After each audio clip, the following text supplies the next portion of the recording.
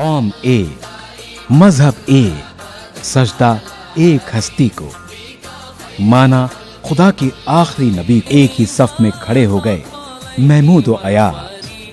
न कोई बंदा रहा न कोई बंदा न। एक इनाम की सूरत हमें मिला है, जहां हम समझेंगे एक दूसरे के तकाजों को, जहां हम बांटेंगे खुशियां और रौनक। नाजरीन अस्सलाम वालेकुम, मैं अहमद राइल पाशा आप तमाम नाजरीन का प्रोग्राम रमज़ान की रौनक़ें में दिली खैर मकदम करता हूँ। नाज़रीन, जैसा कि आप जानते हैं कि इस प्रोग्राम के तहत आप हिंदुस्तान के मुख्तलिफ़ शहरों से रमज़ान की रौनक़ें प्रोग्राम देखते हैं। आज हम हैं आपके शहर हैदराबाद में। हैदराबाद को सन 1591 में मोहम्मद कुली कुतुब शाह ने बसाया था। यह शहर मूसी नदी के किनारे आबाद है। इस शहर को पर्ल सिटी और डायमंड सिटी के नाम से भी जाना जाता है। यहाँ की बिरयानी और हलीम पूरी दुनिया में मशहूर है। हैदराबाद की और क्या तारीख़ है, रमज़ान में यहाँ का माहौल कैसा हो जाता है, इसके बारे में भी जानेंगे। लेकिन उसके लिए शामिल हो जाते हैं अपने प्रोग्राम के पहले हिस्से में। शहर हैदराबाद रियासत तेलंगाना का मशहूर और तारीखी शहर होने के साथ रियासत का सदर मुकाम भी है। रूहानियत से लबरेज इस शहर को निज़ामों के शहर के तौर पर भी जाना जाता है। मूसी नदी के किनारे आबाद इस शहर को 1591 में मोहम्मद कुली कुतुब शाह ने बसाया था। 425 साल से भी ज़ायद कदीम इस शहर को पर्ल सिटी के नाम से भी जाना जाता है। शहर की आबादी तकरीबन 80 लाख है, जो गुजरते वक्त के साथ और तेजी से बढ़ रही है। आबादी के लिहाज से इस शहर को हिंदुस्तान का चौथा सबसे बड़ा शहर होने का एजाज भी हासिल है।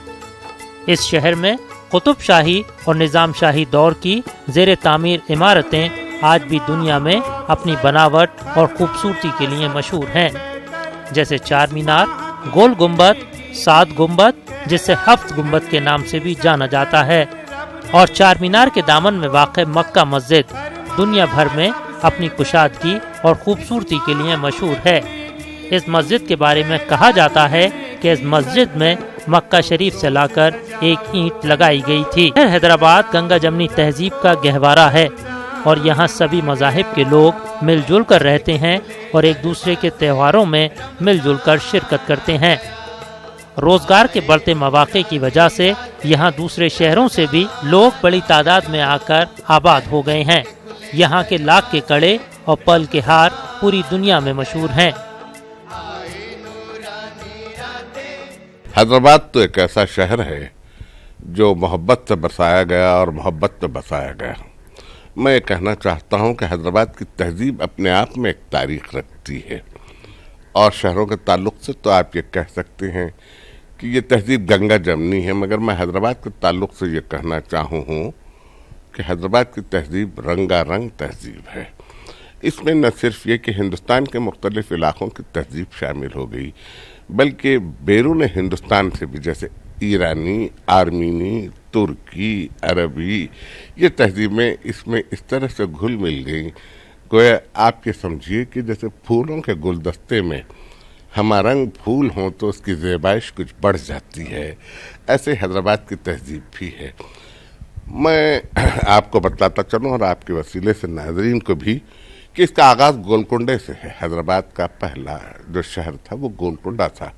इत्तेफाक से ये साल हम गोलकुंडे के 500 साल मुकम्मल कर रहे हैं। गोलकुंडे ने अपनी तारीख के 500 साल मुकम्मल किए। हैदराबाद तो कुली कुतुब शाह ने आबाद किया 1591 ईस्वी में। उस वक्त से इसकी तहजीब एक अलग तहजीब रही है जो दूसरे शहरों की तहजीब से इसको मुमताज़ करती है। यहाँ कभी ज़ात पात, भेदभाव, रंगो नस्ल, फ़िरका, तासुब ऐसा कोई झगड़ा ही नहीं रहा। ये तो हमेशा सब बाहम शिरो शकर रहे। क्या रमज़ान और क्या दिवाली, क्या ईद और क्या त्यौहार, यहाँ सब त्यौहार मिलजुल के मनाए जाने का रिवाज रहा है। यहाँ के लोग भी बड़े मोहब्बत के लोग रहे हैं। मैं तो कहता ही हूँ कि ये मिट्टी ही मोहब्बत की है, यहाँ का ख़मीर ही मोहब्बत से उठा है। शहर हैदराबाद लजीज ग़िज़ाओं का हामिल है। इस शहर की बिरयानी और हलीम दुनिया भर में मशहूर है। माह रमज़ान के मौके पर तैयार होने वाली खुसूसी डिश हलीम की दुकानें आपको शहर के मुख्तलिफ हिस्सों में जगह जगह पर मिल जाएंगी। ماہ رمضان میں حلیم کی ڈیمانڈ بہت زیادہ بڑھ جاتی ہے اور لوگ افطار کے وقت اور افطار کے بعد اس کا استعمال کثرت سے کرتے ہیں۔ رحمت کے کھلے دروازے رمضان آ گیا۔ 5 سال سے کھا رہا ہوں حلیم، سو بہت اچھی ہے، لیکن یہ بولتا ہوں کہ یہ تو چیز ٹرائی کرنا چاہیے سیریسلی یہاں پہ، سو بہت الگ ہے ایز کمپیئر ٹو جو بھی ریسٹورینٹس ہیں یہاں پہ، سو ساری have very unique that haleem flavour for sure, so must and should try. یہاں پہ حلیم جی بہت فیمس ہے، اسی لیے پچھلے 5 سال سے تو یہاں ہر رمضان کے دن میں آتے ہیں اور ہر ویکنڈ میں کھا کے جاتے ہیں۔ اس شہر میں آندھرا پردیش اور تلنگانہ ریاست کے علاوہ دیگر ریاستوں کے لوگ بھی آباد ہیں اور یہاں پر تیلگو، ہندی، اردو اور انگلش زبانوں کے علاوہ دوسری زبانیں بھی بولی جاتی ہیں۔ ماہ رمضان میں شہر حیدرآباد کا ماحول مکمل طور پر تبدیل ہو جاتا ہے، لیکن گزرتے وقت کے ساتھ اس ماحول میں تبدیلی آئی ہے اور جو منظرنامہ ماضی میں دیکھنے کو ملتا تھا وہ آج دیکھنے کو نہیں ملتا۔ اس زمانے میں لوگ مخلص، بیریا، پاکیزہ وش، پاکیزہ خیال، ہمدرد، جود و سخا رکھنے والے، بلکہ زکوٰۃ تو عام طور پر رمضان میں آج بھی دی جاتی ہے، یہ حیثیت لوگ زکوٰۃ دیتے ہیں۔ اس زمانے میں تو ایسا تھا کہ اگر کسی کے پاس دولت نہ ہوتی، غریب بھی ہوتا تو کسی کا کچھ کام کر دیتا تاکہ ہاتھ پاؤں کی زکوٰۃ نکل جائے۔ شہر حیدرآباد پہلے ہیرے اور موتی کی تجارت کے لیے کافی مشہور تھا۔ ملک کے دیگر حصوں سے لوگ یہاں آ کر تجارت کیا کرتے تھے۔ وقت بدلا، حالات بدلے اور ساتھ ہی ساتھ یہاں کے رسم و رواج بھی بدلے، مگر آج بھی یہ شہر موتی اور لاکھ کے کڑوں کی وجہ سے اپنا ایک اہم مقام رکھتا ہے۔ دور دراز علاقوں سے اور شہروں سے لوگ یہاں پر خریداری کرنے کے لیے آتے ہیں۔ ماہ رمضان کی رونقیں یہاں پورے آب و تاب کے ساتھ نظر آتی ہیں۔ یہ شہر دوسرے شہروں سے بالکل الگ ہے۔ یہ شہر محبتوں کا شہر ہے اور یہاں کی گنگا جمنی تہذیب، لذیذ غذائیں اور مہمان نوازیاں عالمی شہرت کی حامل ہیں۔ اس کے علاوہ دیگر خصوصیات کی وجہ سے بھی شہر حیدرآباد کو ایک اہم مقام حاصل ہے۔ ناظرین، آپ دیکھ رہے ہیں پروگرام رمضان کی رونقیں اور آج ہم ہیں آپ کے شہر حیدرآباد میں۔ فی الحال یہاں پر وقت ہو چلا ایک چھوٹے سے بریک کا، بریک کے بعد آپ کی خدمت میں پھر حاضر ہوں گے۔ آپ دیکھتے رہیے پروگرام رمضان کی رونقیں، اور آج ہم ہیں آپ کے شہر حیدرآباد میں۔ برکت کا مہینہ، عبادت کا مہینہ، رحمتوں کا مہینہ یعنی کہ رمضان کا مہینہ، یہ وہ مہینہ ہے جس میں قرآن پاک کو نازل کیا گیا۔ یہی وہ مہینہ ہے جس میں روزوں کو فرض کیا گیا۔ فرض نماز کے علاوہ نوافل کی تعداد بڑھ جاتی ہے، جیسے کہ تراویح کی نماز۔ یہ وہ مہینہ ہے جس میں 5 جو طاق راتیں ہیں، اس میں کہا گیا کہ ایک طاق رات ایسی ہے جس میں عبادت کرنے کا ثواب 1000 مہینوں سے افضل ہے، یعنی کہ 83 سال اور 4 مہینے، جو ایک عام انسان کی زندگی سے کہیں زیادہ ہے۔ یہی وہ مہینہ ہے جس میں لوگ اعتکاف میں بیٹھتے ہیں، یہی وہ مہینہ ہے جس میں لوگ فطرہ دیتے ہیں، زکوٰۃ دیتے ہیں۔ یہ وہ مہینہ ہے جس میں نیکی کا ثواب زیادہ ملتا ہے، ایک نفل کا ثواب 1 فرض کے برابر اور 1 فرض کا ثواب 70 گنا زیادہ ملتا ہے۔ رمضان کی اور کیا کیا خاصیت ہے اس کے بارے میں بھی جانیں گے، لیکن اس کے لیے شامل ہو جاتے ہیں اپنے پروگرام کے اگلے حصے میں۔ ماہ رمضان میں شہر حیدرآباد کا موسم بدل جاتا ہے اور ہر طرف نور ہی نور نظر آتا ہے۔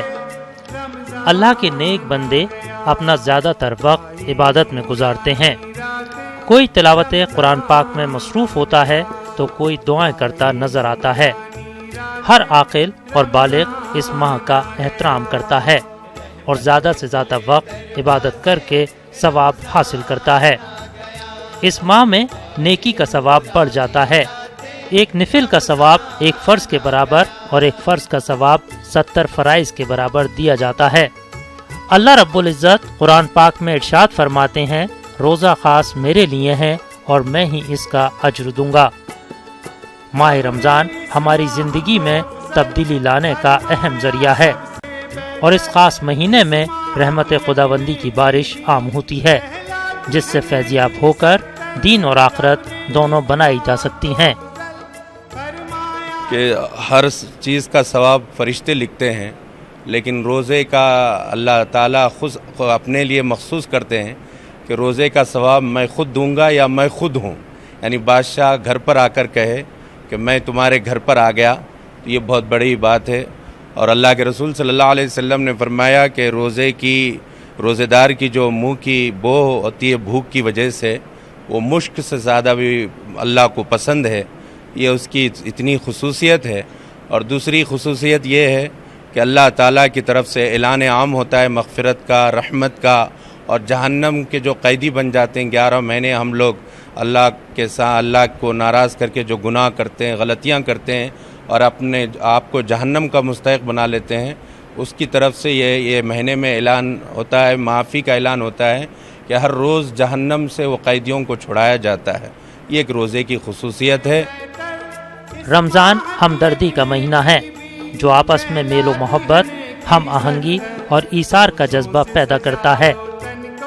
اس ماہ مقدس میں ثواب کمانے کا حکم آیا ہے اور برے کاموں جیسے غیبت اور برائی سے خاص طور پر منع کیا گیا ہے۔ اور دوسری خصوصیت یہ ہے کہ روزے دار روزہ رکھ کر ہمدردی کا جذبہ پیدا کرتا ہے، کہ ہمدردی یعنی انسان کے اندر اگر ہمدردی آ جائے، نرم دلی آ جائے، محبت آ جائے تو اس سے بہت کام لیا جا سکتا ہے۔ اگر روزے دار میں یہ چیز نہ ہو، اسی لیے غیبت کو منع کیا گیا، فضول باتوں کو منع کیا گیا، اور دوسروں کی برائی کرنے سے خاص طور پر اور دنوں میں عام وہ ہے لیکن خاص طور پر اس میں منع کیا گیا، تو اس کو وہ شہر المواسات بھی کہتے ہیں، یعنی ہمدردی کا مہینہ، خیرخواہی کا مہینہ۔ ایسا مہینہ ہے کہ آدمی روزہ رکھ کے اپنے دل کو نرم کر لے، اپنے دل میں محبت پیدا کر لے، اپنے دل کے اندر جو ہے نرمی پیدا کر لے، تاکہ انسانوں کے کام آ جائے۔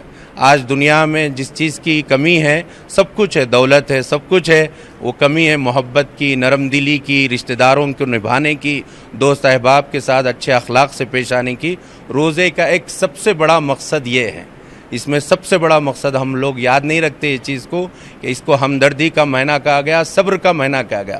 صبر کہتے ہیں کہ آدمی اپنے آپ کو دین پر جمائے رکھے، ثابت قدم رکھے، اور جو خواہشات کے خلاف ہو جائے اس کے اپنے آپ کو جما کے رکھے، صبر کرے، ثابت قدمی کا مظاہرہ کرے۔ اس کا ایک روزے کا یہ روزے کے اندر یہ ساری چیزیں رکھی گئی ہے۔ روزے کی اہمیت قرآن پاک سے ثابت ہے۔ قرآن پاک میں اللہ تعالیٰ ارشاد فرماتے ہیں کہ اے ایمان والوں، تم پر روزے فرض کیے گئے جس طرح سے تم سے پہلے کی امتوں پر فرض کیے گئے تھے، تاکہ تم تقوی والے بن جاؤ۔ رمضان المبارک ایک ایسا عظمت اور ایک ایسا برکت والا مہینہ ہے کہ گویا یہ بابرکت والا مہینہ روحانیت کا ایک موسم ہے۔ اس مہینے میں اہل اسلام جہاں پر تراویح اور روزوں کا اہتمام کرتے ہیں، جہاں پر دیگر اعمال کے ذریعے سے اپنے مولا کی خوشنودی کو حاصل کرتے ہیں، وہیں پر اس بابرکت مہینے میں اخیر دہے میں اہل اسلام اعتکاف کے ذریعے سے بھی اللہ سبحانہ و تعالیٰ کی رضا کو حاصل کرتے ہیں۔ ایک ایسا برکت والا عمل ہے کہ قرآن مجید میں اللہ سبحانہ و تعالیٰ نے اس کا ذکر فرمایا، اور احادیث مبارکہ کے ذریعے سے حضور پاک علیہ الصلوۃ والسلام نے اس کی فضیلت کو بیان کیا۔ حضرت عائشہ صدیقہ رضی اللہ عنہ فرماتی ہے کہ حضور پاک علیہ الصلوۃ والسلام ماہ رمضان المبارک کے آخر دہے میں اعتکاف فرماتے تھے، یہاں تک کہ حضور پاک علیہ الصلوۃ والسلام کا وصال مبارک ہوا تو سرکار دو عالم علیہ الصلوۃ والسلام نے اپنے وصال مبارکہ تک اس بابرکت عمل کا اہتمام ایسا فرمایا، اس کے ذریعے سے امت کو اس کی اہمیت اور اس کی فضیلت کا اعلان کیا۔ اور حاضرین محترم، یہی نہیں دوستو، بلکہ حضور پاک علیہ الصلوۃ والسلام نے اس کی فضیلت کو یہاں تک بیان کیا کہ آقا فرماتے ہیں کہ جو شخص رمضان المبارک کے مہینے میں ہو یا پھر کسی عام دن ہو، کسی ایک دن بھی اگر اللہ سبحانہ و تعالیٰ کی رضا اور خوشنودی کے ذریعے سے اعتکاف کرتا ہے تو اللہ تعالیٰ اس کے اور جہنم کے درمیان 3 خندقوں کا فاصلہ کر دیتا ہے، اور ہر خندق کی مسافت آسمان اور زمین کی درمیانی مسافت سے بھی زیادہ ہوتی ہے فرمایا۔ ماہ رمضان میں کئی مساجد میں باقاعدہ طور پر سحر و افطار کا انتظام کیا جاتا ہے۔ ونستھلی پورم میں واقع مسجد محی الدین میں بھی آخری عشرے میں تقریباً 350 روزہ داروں کے لیے سحری کا خاص انتظام کیا جاتا ہے۔ ہر دن سحری کا بھی انتظام ہو رہا ہے یہاں پہ. تو سحری میں بھی ہم 300 سے 350 لوگوں کے لیے سحری یہاں پہ چلتے رہتی ہے انشاءاللہ الحمدللہ. ڈیلی کا آخری عشرہ جو بھی ہے اتنا تک. ہاں آخری عشرہ میں روزداروں کے لیے سحر کا انتظام کرتے اور ہر دن الحمدللہ ہر سال سے تقریباً 15-20 سال سے ہم ایسے ہی انتظام چلاتے جا رہے ہیں. شب قدر 1000 مہینوں سے افضل اور بہتر ہے. اس میں فرشتے اور روح الامین اپنے رب کے حکم سے ہر کام کی تدبیر کے لیے اترتے ہیں. وہ رات سراپا سلامتی والی ہے اور وہ صبح ہونے تک برکتوں والی رہتی ہے. حضور اکرم صلی اللہ علیہ وسلم نے ارشاد فرمایا کہ جو شخص بحالت ایمان ثواب کی نیت سے شب قدر میں عبادتوں کا اہتمام کرتا ہے اس کے سابقہ گناہ معاف کر دیے جاتے ہیں. اس ماہ مقدس میں چونکہ نیکی کا ثواب بڑھا دیا جاتا ہے، اس وجہ سے بندہ مومن اپنا زیادہ تر وقت عبادت میں صرف کرتے ہیں اور ہر ایک کی یہی کوشش ہوتی ہے کہ اس ماہ مقدس میں قرآن پاک کی تلاوت کرے اور نماز کا اہتمام کرے. صدقہ فطر دینے کا بہترین وقت نماز عید کے لیے عیدگاہ جانے سے پہلے ہے، جاتے ہوئے صدقہ فطر دینا ہے. اور اگر کوئی شخص عید کی رات میں صدقہ فطر دیتا ہے یا 1-2 دن پہلے صدقہ فطر دیتا ہے تو بھی صدقہ فطر ادا ہو جاتا ہے. اور اس میں سہولت یہ ہوتی ہے کہ جو غریب اور تنگ دست لوگ ہیں جن کے پاس کھانے کے لیے اور عید کا سامان کرنے کے لیے انتظام نہیں ہے، وہ پہلے اگر صدقہ فطر حاصل کر لیں گے تو انتظام کر سکیں گے. اور اگر 1-2 دن پہلے جو بچہ پیدا ہوا اس کا صدقہ فطر فوراً ہی ادا کر دیا جائے تو بھی فقراء کو اپنے انتظامات کے لیے سہولت ہوگی. ماہ رمضان کے روزوں کو اللہ تعالیٰ نے اپنے بندوں پر فرض کیا. اس ماہ مقدس میں کچھ معصوم روزہ دار بھی ہیں جو اس گرمی میں بھی روزے رکھ رہے ہیں. ان کا بھی یقین کامل ہے کہ روزہ رکھنے سے اللہ تعالیٰ خوش ہوتا ہے اور ثواب حاصل ہوتا ہے. السلام علیکم ورحمۃ اللہ وبرکاتہ. میں رمضان میں بہت سارے روزے رکھتا ہوں. پچھلے بار سے میں روزے رکھتے رکھتے آیا ہوں. مجھے روزہ رکھنا اچھا لگتا ہے اور فرض بھی ہے. میں نے ابھی تک بہت سارے پارہ ختم کر لیے ہیں رمضان میں اور سورہ تراویح بھی پڑھنے آتا ہے، نماز بھی پڑھنے آتا ہے. میں 3 سال سے روزہ رہتا ہوں. مجھے روزہ رہنا بہت اچھا لگتا ہے. میرے گھر کے سارے لوگ روزہ رہتے ہیں اور روزہ رہنے سے اللہ تعالیٰ بہت بڑا ثواب عطا کرتے ہیں. میں 2 سال سے روزہ رہتا ہوں اور میرے 2 چھوٹے بھائی بھی روزہ رہتے ہیں اور روزہ رہنے سے اللہ تعالیٰ کی خوشنودی حاصل ہوتی ہے. ماہ رمضان کا پہلا عشرہ ہم سے رخصت ہو چکا ہے اور دوسرا عشرہ بھی دیکھتے ہی دیکھتے گزر جائے گا. چونکہ اس ماہ میں ثواب 70 گنا بڑھا دیا جاتا ہے، اسی وجہ سے بندہ مومن کثرت سے عبادت کرتا ہے اور ہر ایک کی کوشش یہی رہتی ہے کہ اس ماہ مبارک میں وہ اپنے گناہوں کی بخشش کروا لے. اللہ تعالیٰ خود قرآن پاک میں ارشاد فرماتے ہیں کہ روزہ میرے لیے ہے اور اس کی جزا میں ہی ہوں. سب سے پہلی چیز تو یہ ہے کہ رب تبارک تعالیٰ خود ہی فرماتے ہیں الصوم لی وانا اجزی بہ، روزہ میرے لیے ہے اور میں ہی اس کی جزا ہوں. اب ایک ایسی جو ہے چیز ہے جس کی اللہ جزا لے رہا ہے تو اللہ تعالیٰ اس کا بدلہ لے رہا ہے، تو اندازہ کیجئے کہ رمضان کے روزوں کی کتنی فضیلت ہے. اللہ تعالیٰ ارشاد فرماتے ہیں کہ جو لوگ ہر سال روزے رکھتے ہیں اور دوسرے سال کے روزوں کے لیے منتظر رہتے ہیں تو میں ایسے لوگوں کے لیے جنت واجب کر دوں گا اور دوزخ کی آگ ان پر حرام کر دوں گا. رمضان المبارک میں جو لوگ روزہ رکھتے ہیں اور دوسرے رمضان تک روزے کا انتظار، رمضان کا انتظار کرتے ہیں تو اللہ تعالیٰ ان کے گناہوں کو معاف فرماتا ہے. جو سابقہ رمضان میں روزہ رکھے اور انتظار میں 1 سال گزارے پھر یہ رمضان میں جو ہے روزہ رکھ رہے ہیں تو اللہ تعالیٰ فرماتے ہیں کہ ان کے لیے میں جنت جو ہے واجب کر دیا ہوں، دوزخ حرام کر دیا ہوں.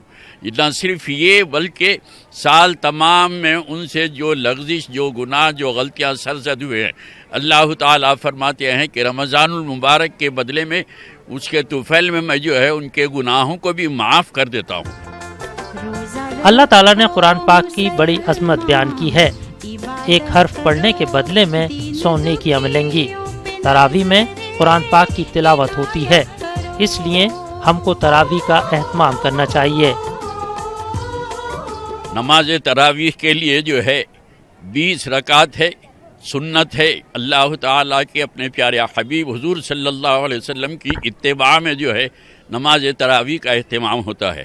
حضرت سیدنا عمر رضی اللہ تعالیٰ عنہ کے دور سے جماعت کے ساتھ نماز تراویح کا اہتمام کیا گیا۔ نماز تراویح سنت ہے، اور دیکھیے جہاں پر اللہ تعالیٰ اپنے فرائض کو رکھا ہے تو وہاں اپنے پیارے حبیب کا کتنا اہتمام کرتا ہے۔ چاند دیکھتے ہیں تو سب سے پہلے رسول کی اتباع کرتے ہیں۔ اللہ نے فرمایا قل ان کنتم تحبون اللہ فاتبعونی، اے محمد صلی اللہ علیہ وسلم آپ فرما دیجئے اگر تم کو اللہ سے محبت ہے تو میری اتباع کرو۔ میری اتباع کرنے کے بعد کیا صلہ ملے گا؟ تو اللہ خود فرما رہا ہے کہ یحببکم اللہ ویغفر لکم ذنوبکم، اگر تم میری اتباع کریں گے تو اللہ تم سے محبت رکھے گا اور تمہارے گناہوں کو جو ہے اللہ بخش دے گا۔ ہم چاند دیکھتے ہیں تو پہلے اتباع میں حضور صلی اللہ علیہ وسلم کی پہلے تراویح کا اہتمام کرتے ہیں، ہم پہلے روزے کا اہتمام نہیں کرتے، پہلے تراویح کا اہتمام کرتے ہیں۔ رات میں تراویح پڑھ کے اپنے حبیب پاک کے اتباع میں ہم جو ہے سنت ادا کر رہے ہیں، اس پہ اللہ کو گواہ رکھتے ہیں، اللہ کے کلام کو سنتے ہیں، پھر رات ہونے کے بعد سحری کر کے روزے کا اہتمام کرتے ہیں۔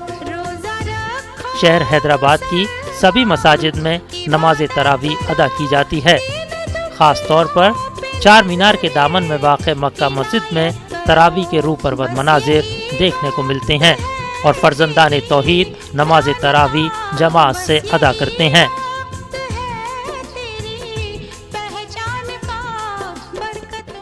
تو ناظرین، یہ تھا ہمارا پروگرام رمضان کی رونقیں۔ مجھے امید ہے کہ پروگرام آپ کو پسند آیا ہوگا۔ فی الحال یہ پروگرام اب یہیں پہ ختم ہوتا ہے، لیکن جاتے جاتے آپ کو ایک دو انفارمیشن اور دینا چاہوں گا کہ ہمارا ایک دوسرا پروگرام آتا ہے سحری ٹائم، روزانہ سحر کے وقت 3 بجے۔ یہ پروگرام آپ دیکھ سکتے ہیں اور پروگرام کا حصہ بن سکتے ہیں۔ اس کے علاوہ ایک ہمارا دوسرا پروگرام آتا ہے افطار ٹائم، جس کو آپ شام 5 بجے دیکھ سکتے ہیں۔ یہ پروگرام ہندوستان کے مختلف اسٹوڈیو سے دکھایا جاتا ہے۔ فی الحال یہ پروگرام یہیں پہ ختم ہوتا ہے۔ اسی کے ساتھ اپنے دوست احمد رائل پاشا کو اور کیمرامین راجو کو شہر حیدرآباد سے اجازت دیجیے، اور آپ دیکھتے رہیے نیوز 18 اردو۔ ماہ رمضان آیا، ماہ رمضان آیا، ماہ رمضان آیا، ماہ رمضان آیا۔